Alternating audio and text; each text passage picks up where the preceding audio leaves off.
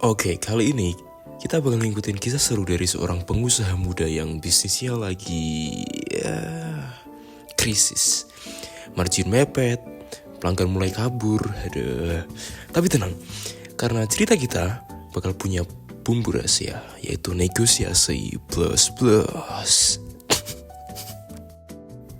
Cerita dimulai dari kantor Dani, pengusaha keripik Sigma, yang katanya premium. Tapi hari ini, yang premium cuma bahan bakunya. Dani lagi ngelamun depan laptop, lihat margin usaha yang makin tipis kayak dompet akhir bulan. Lalu datanglah si Purba, tangan kanan Dani, yang selalu punya ide. Ya, meski idenya dari ChatGPT sih.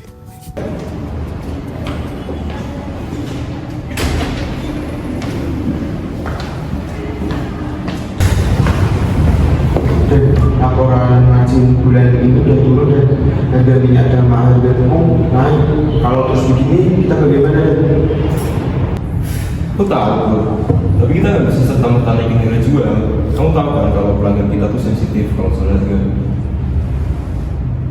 Apakah alternatifnya kita harus cari supply baru dan atau kurangi kemasan barang dan? Kalau kita cari supplier baru, kualitas bahan baku kita bisa turun, Bu. Dan kalau kita kurangin size kemasan, pelanggan pasti protes. Jujur aku malah worry kalau kepercayaan pelanggan jadi hilang ke kita. Lalu bagaimana dan? Apakah kita harus bicara dengan Absolom? Absalom, dia tuh terkenal keras soal harga. Kamu tahu nggak, terakhir kali aku negosiasi sama dia selalu bilang kalau harganya pas, nggak pernah bisa dinego. Tapi kita harus coba dan apakah dengan cara pendekatan yang lain? Kamu bener, Pur. Kita perlu strategi baru. Dan kamu harus pikirkan strategi baru. Karena mental health Dani makin memburuk, dia pun mengungsi ke tongkrongannya. Dari sana dia bertemu sahabat lamanya, yaitu Emmanuel. Nah, Emmanuel ini ibarat Google-nya dunia bisnis. Selalu ada jawaban. Dia kasih Dani insight yang ciamik banget soal negosiasi. Yaitu negosiasi bukan cuman soal minta murah, tapi soal win-win solution. Wow.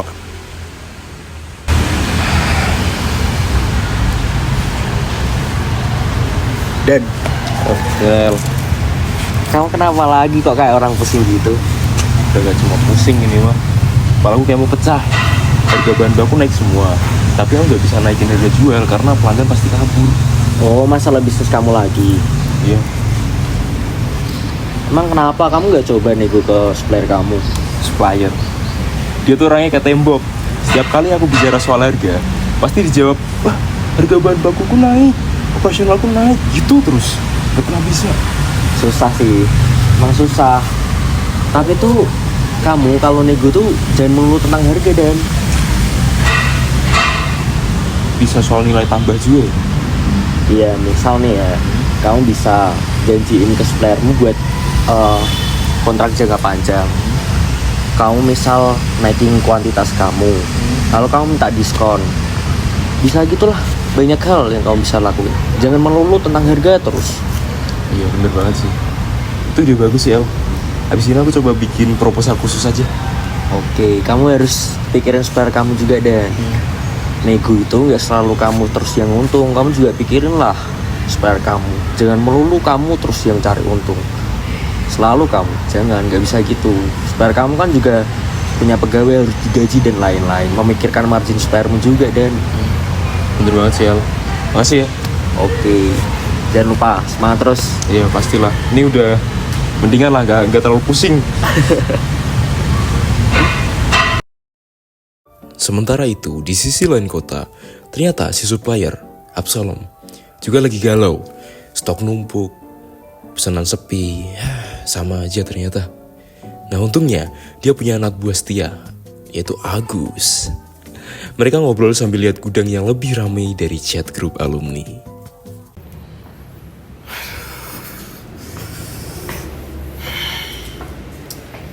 Gus, lihat nih.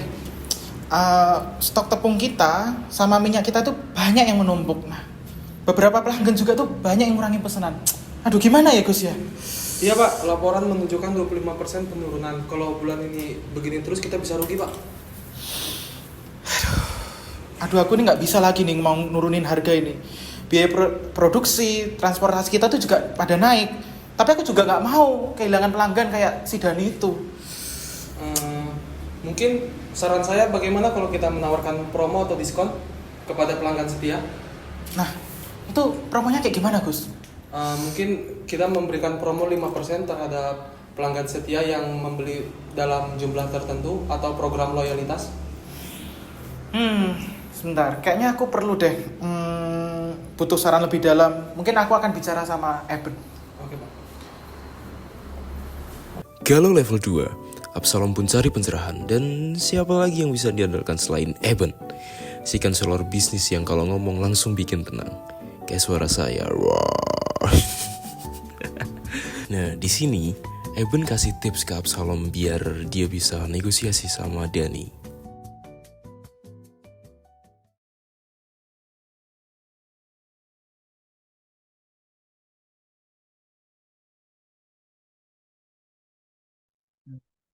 Hi Eben, good morning.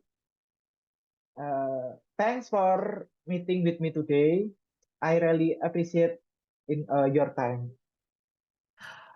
Hi Absalom, good morning bro. No Good problem morning. at all. You sounded a bit worried. What's going on? I'm not sure where to begin. Honestly, it's been a few weeks and I'm uh, feeling stuck. Take your time. Just start with the main issue and we'll work through it together. Hmm. Okay.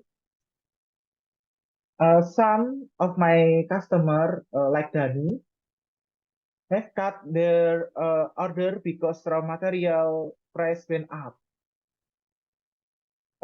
I can below my price without losing money, but I don't want to lose them either. I'm really torn. That's a tricky situation, Absalom.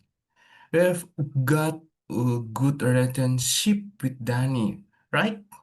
They need a price certainty, and you need revenue certainty to keep things stable. Have you talked about any solution yet? Uh, Not really. I considered absorbing the cost, but it's so risky for my margins. I just don't see a way to make it work for both sides. Outsourcing count isn't sustainable, so it's good you're looking for other option. Let's think about a win-win approach. You could offer discount for a bulk order, long-term contract with fixed price, or flexible payment terms like a installment. This could incentive them to stay while securing your revenue.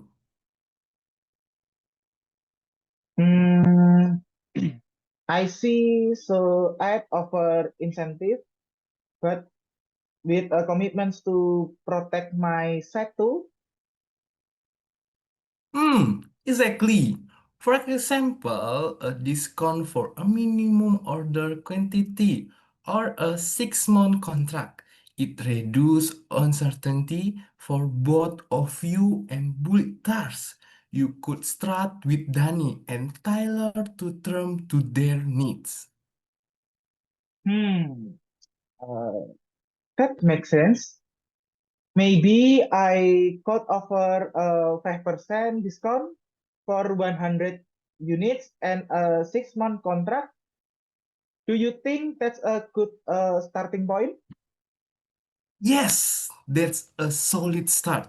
Run the number to ensure your margin hold and maybe add to clause to review price if costs spike again.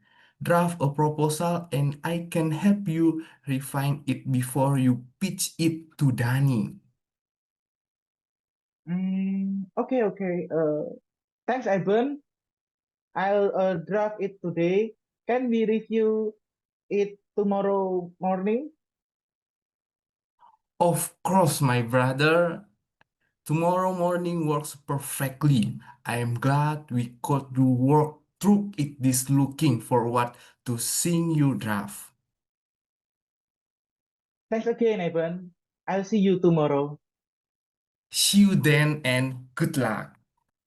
Thank you. Back at Danny's office, he and Purba spent hours preparing the proposal. They analyzed financial statement, market trend, and even Absalom business history to understand his position. And Purba suggests that the proposal emphasizes the long-term benefit for both parties. Pakai Indo aja lah. Di sisi lain, Absalom meninjau struktur harga bersama Agus, mengikuti saran dari Eben yang mempertimbangkan diskon berbasis volume dan skema loyalitas. Dan inilah momen yang kita tunggu-tunggu. Pertemuan dua penggalau bisnis. Dani dan Absalom duduk berhadapan, kayak mau duel. Dan ternyata, dengan komunikasi yang baik, plus pendekatan ala saling untung atau win-win solution, mereka bisa nemuin titik terang. Selamat pagi Mas Dani. Selamat pagi Mas Absalom. Terima kasih atas waktunya. Iya, sama-sama juga. Saya sangat menghargai kualitas bahan baku yang Anda berikan selama ini. Ya, saya juga mengucapkan terima kasih karena Mas Dani juga menghargai kerja sama kita selama ini juga. Ya, Mas Absalom. Jadi Mas, saya ingin membicarakan soal harga bahan baku karena jujur bisnis kami sedang mengalami kenaikan biaya produksi. Aku juga paham, tapi juga saat ini di tempat kami itu juga biayanya sedang naik gitu. Jadi aku punya ide Mas. Bagaimana kalau kita buat kontrak jangka panjang? Mungkin 6 bulan dengan komitmen rata-rata pembelian naik 20% dari pembelian biasanya. Dan saya harap Mas Absalom bisa menurunkan harga 10% lebih rendah. Kamu mau komit berapa?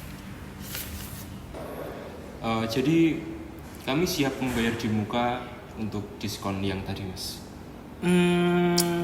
Boleh sih, tapi boleh saya menyampaikan usul saya. Kalau usul dari saya sih mungkin kalau lihat dari sini diskonnya 8% untuk pembelian di atas jumlah tertentu, dan untuk pembayarannya nanti di muka itu dapat diskon tambahan 2% dan kontraknya mungkin sekitar diperpanjang ya, jadi 1 tahun gitu.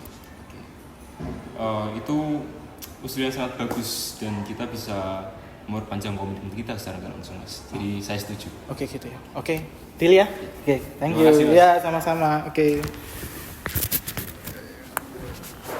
Dan hasilnya, jangan ditanya, diskon dapat, kepastian dapat, nggak kayak HTS-an kalian. Dan yang paling penting, hubungan bisnis makin erat.